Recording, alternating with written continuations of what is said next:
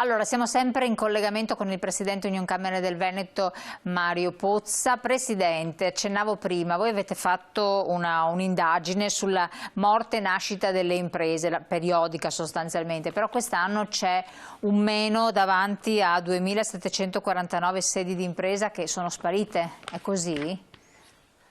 Sì, purtroppo il numero è in rosso.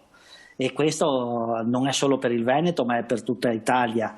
Però ci sono dei settori che hanno dato numeri positivi, ad esempio il settore dell'edilizia. Perché? Perché l'edilizia è stata messa in campo un'operazione che è quella che riguarda i bonus del 110%, che sta creando molte aspettative da parte del mondo dell'imprenditoria legata all'edilizia. L'edilizia muove oltre 72 mestieri, tra mestieri, professioni, e quindi è un comparto molto importante. E lì ovviamente l'imprenditore coglie l'opportunità del business. L'edilizia, che negli anni della crisi del 2008-18 ha avuto oltre il 50% delle perdite delle aziende, adesso sta ripartendo e questo è un dato positivo. Però dopo abbiamo dati positivi legati alle attività dei servizi sul comparto sanitario, quindi ci sono delle morie, ma ci sono anche delle opportunità legate al problema contingente, come succede ogni volta, insomma, che l'economia cambia a causa di eventi o a causa di situazioni particolari, come abbiamo visto in Emilia Romagna quando c'è stato il terremoto, la ricostruzione, eccetera. Lì è andato positivo. Purtroppo nella disgrazia ci sono imprese, quelle legate alla farmaceutica, che vanno molto bene. E questo, dico purtroppo ovviamente per le conseguenze, ma per quegli imprenditori bene, insomma. Ecco, per rilanciare l'economia, perché bisogna sempre pianificare per tempo, perché prima o poi si riuscirà a controllare anche questa pandemia e l'economia dovrebbe riprendersi, che cosa sarebbe fondamentale? Lei prima accennava alle infrastrutture della viabilità ed è un aspetto fondamentale, ma il pubblico che ruolo può avere e dovrà avere? Quindi che monito lei farebbe anche al governo, potesse interagire direttamente col nuovo Presidente del Consiglio, col nuovo esecutivo che si spera presto venga a chiudersi, insomma? Ma innanzitutto l'imprenditore ha bisogno di certezze, di provvedimenti che diano prospettive, è quello che è mancato fino adesso. Ho citato adesso un esempio che è quello dell'edilizia con il bonus. Quello è stato un buon provvedimento, ma però direi che è l'unico stato buon provvedimento che il governo ha adottato nell'ultimo anno, perché le tantissime risorse sono andate a cosa? Ad aiutare un po' tutti, aiuti a pioggia, e questi aiuti a pioggia, se non portano a casa un risultato, qualcuno lo chiama il debito buono e il debito cattivo. Noi comprendiamo benissimo qual è la situazione delle famiglie, l'incertezza del posto di lavoro, però per rilanciare l'economia ci devono essere interventi forti, la ripartenza delle grandi infrastrutture. Per dirle, il tratto, in questi giorni sono uscito parecchio un po' sulla stampa e oggi ho incontrato anche il presidente di Autovie Venete per capire il tratto che va da San Donato di Piave a Porto prima del 2000 non andrà in cantiere. E lì è un tratto molto pericoloso dove ci sono sempre incidenti, ci sono sempre morti e bisognerebbe mettere in sicurezza perché l'economia, quando ripartirà, quel tratto lì è strategico per passare e portare le nostre merci al di là del confine. Perché San Donato Portogruaro è ferma, scusi, perché non riesce a ripartire in tempo? Perché Autovie Venete non ha risorse per poterle mettere in cantiere e quindi l'ampliamento della terza corsia lo ha fatto tutto con risorse proprie e andando a chiedere i soldi in banca, e quindi non è sostenibile un ulteriore sforzo economico, impegno finanziario per questo ultimo tratto.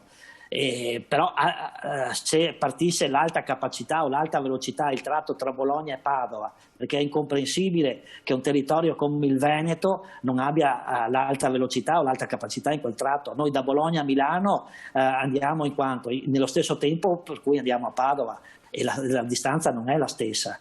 Il Veneto non ha uno sbocco a nord, l'autostrada che muore a Belluno muore lì, però quell'area lì, Belluno per svilupparsi e il Veneto con Venezia quando ripartirà adesso la zona speciale logistica avrà una grande opportunità di rilancio infrastrutturale da mettere in campo per dare alle nostre imprese, alle nostre merci quella competitività che la perde quando va nel Brennero o quando deve passare da quest'altra parte. E quindi, come dicevo, si può aiutare il mondo dell'impresa anche con le grandi infrastrutture, perché poi ci sono tante piccole imprese, medie imprese che ci lavorano attorno, e poi politiche ovviamente mirate a un sostegno dei comparti che sono più in crisi, che non vuol dire il bonus per comprare i monopattini ma bensì, non so, lo sport system. Noi abbiamo una grande opportunità, quella dei campionati mondiali adesso in questi giorni e quella delle Olimpiadi, però lo sport system italiano è uno dei leader mondiali, però versa in una crisi profonda, profondissima. Riaprire le piste da sci il 15 di febbraio, ormai siamo a fine stagione, con quali costi? E poi purtroppo con la pandemia non sappiamo ancora come andrà a finire. E quindi quel settore legato anche al settore alberghiero, adesso un po' alla volta i grandi alberghi spariranno, i piccoli alberghi, l'Italia si è salvata anche dalle grandi catene perché ci sono 40.000 alberghi in Italia che sono in mano alle famiglie, sì. E quindi non ci sono grosse catene, però queste grosse catene adesso entreranno sicuramente nel mercato italiano. E come l'altro è che bisogna stare molto attenti alle infiltrazioni della malavita, ecco, perché quando un territorio come il nostro, molto ricco, che quindi una volta insomma che la pandemia viene sotto controllo, eccetera, questo territorio ripartirà perché per le opportunità che può dare dal turismo al manifatturiero, e di conseguenza dove si fanno affari si cresce, e anche qui bisogna avere molta attenzione. Quindi ci sono, direi, all'orizzonte delle prospettive buone e delle prospettive di rilancio, ma con un occhio vigile, ma soprattutto che la politica dia dei segnali chiari, che l'impresa fa occupazione, paga le tasse, quindi si possono pagare le pensioni, si può pagare il reddito di cittadinanza, però deve essere sostenuta. Lei come intravede, che impressione le può dare un governo più a vocazione tecnica, tra virgolette, rispetto a quello di prima? Lo vede bene oppure... Ma abbiamo una figura che è quella di Mario Draghi, che abbiamo visto il lavoro che ha fatto con la BCE, con il suo intervento ha salvato anche, non solo ha salvato l'Europa, ha salvato l'euro. Speriamo che non sia condizionato troppo dalla politica nel senso che interessi partitici, perché ovviamente sarebbe un fallimento e il Paese non si può permettere un fallimento, soprattutto l'economia nazionale, la nostra economia, che piaccia o no, siamo il secondo paese manifatturiero, dopo la Germania siamo noi, e dobbiamo mantenere questo primato, perché il Paese altrimenti non cresce, e abbiamo un mare di debiti, perché questi soldi sono soldi che dobbiamo restituire anche se sono a tasso zero, ma li dobbiamo restituire, forse questo e già ne abbiamo fatti tanti. Infatti, forse non è una cosa ben presente questo, ci sono soldi che dovremmo restituire effettivamente, non è che ci piovono sì, tanti pensano che siano soldi lì dati, ma non è così, sono soldi prestati che verranno dati un po' alla volta, ma che dovranno essere ridati entro un determinato periodo, ma abbiamo a monte un debito già molto importante e quindi se non si produce non riusciremo a far fronte ai nostri impegni. Mamma mia, vengono i brividi. Presidente, volevo chiedere anche un'altra cosa, c'è la zona di Venezia che vabbè, da ancora prima che ha iniziato a soffrire per questioni dall'inizio dell'acqua alta e poi varie vicissitudini, adesso proprio è in ginocchio. Lei prima accennava alla zona speciale della logistica, ovvero che cosa? Qual è la novità importante? Ma è il recupero di tutta quell'area di Porto Marghera e una parte di Rovigo che è nell'abbandono in certe aree dove c'è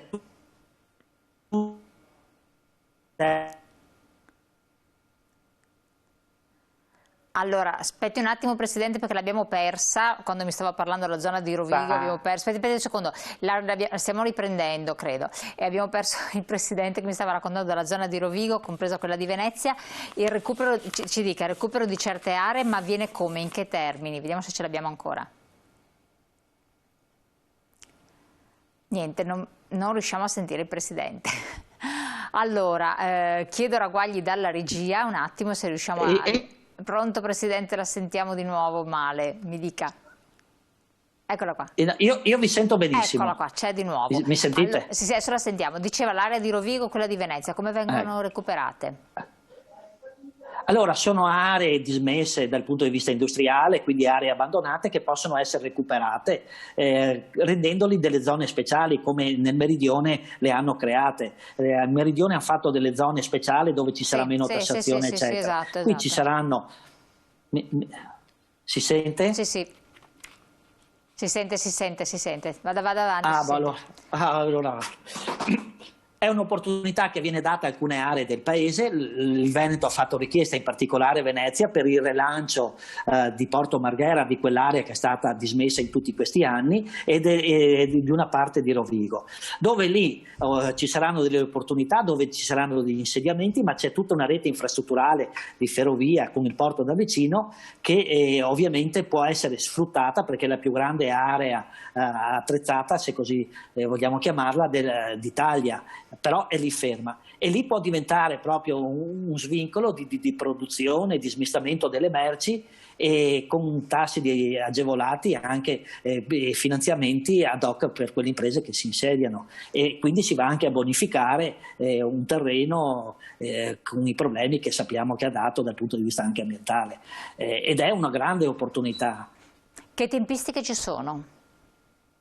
Ma guardi, adesso la Camera di Commercio ha commissionato un lavoro di progettazione per capire quali possono essere gli insediamenti e lo sviluppo che ci può essere. Le tempistiche dipende dal governo, perché il governo in carica insomma è stato un po' tentennante, non si sono date da quello che mi risulta, a meno che aggiornamenti di questi giorni mi possano smentire, però da quello che so non abbiamo date certe.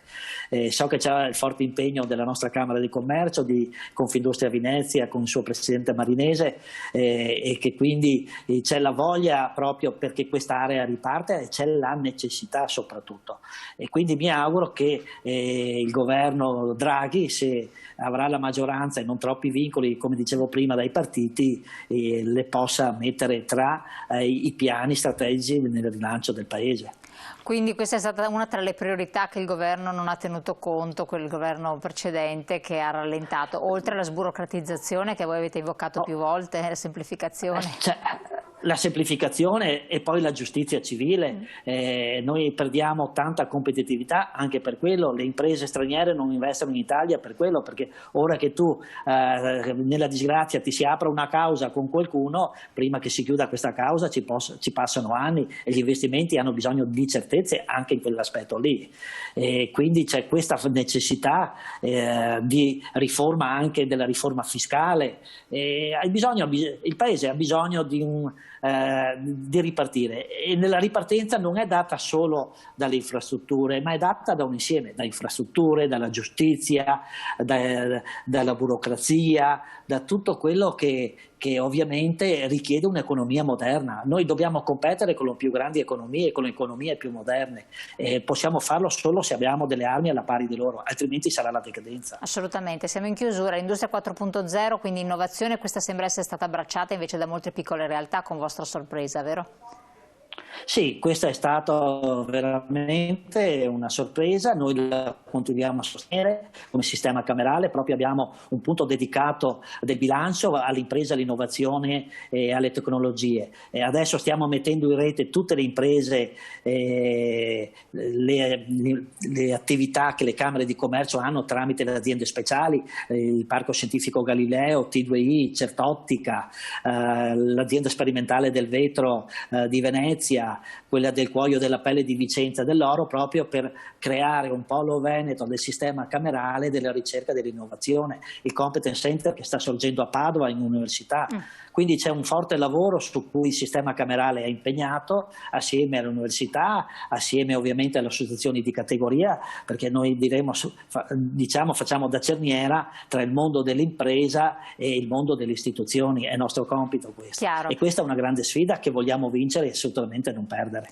Benissimo, Presidente, io le auguro buon lavoro, la ringrazio del suo intervento, di averci illustrato la progettualità e i vari aspetti anche positivi e negativi di questa situazione. Abbiamo fatto un quadro insieme molto interessante, ringraziandola, lasciandola andare alle sue occupazioni o al suo riposo, visto che la trasmissione è giunta anche al termine. Io ringrazio i nostri telespettatori, dico di seguirci perché non è finita qui, abbiamo un'altra intervista dopo la pubblicità.